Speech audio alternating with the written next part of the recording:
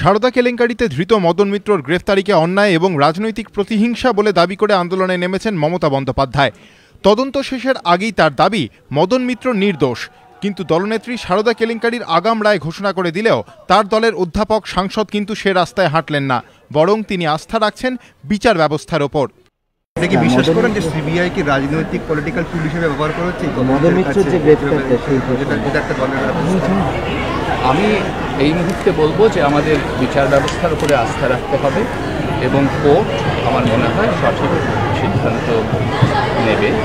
মদন মিত্রর গ্রেফতারির প্রতিবাদ শুধুমাত্র রাজ্যের মধ্যেই আটকে রাখতে রাজি নন মমতা বন্দ্যোপাধ্যায়, তাই তার নির্দেশে তৃণমূল সাংসদরাও সংসদে ধর্ণা বিক্ষোভে সরব। এ প্রসঙ্গেও সুগত বসুর গলায় কার্যত উল্টো সুর। যে রাজ্য রাজনীতির সাম্প্রতিক যে পরিস্থিতি, মদন মিত্র গ্রেফতার হয়েছেন, সেই নিয়ে ধর্ণা, সংসদে ধর্ণা, আপনি কীভাবে দেখেন?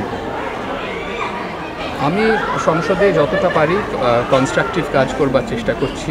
আমাদের রাজনীতিতে বেশ কিছু গঠনমূলক কাজ করবার আছে, সকলকে দিয়ে তো সব রকম ঠিক কাজ হয় না। বিরোধীরা বারবার প্রশ্ন করে, সারদা কেলেঙ্কারিতে অভিযুক্তদের পাশে দাঁড়াতে মমতা বন্দ্যোপাধ্যায় এত তৎপর হলেও কেন দোষীদের শাস্তির দাবিতে তাকে পথে দেখা যায় না?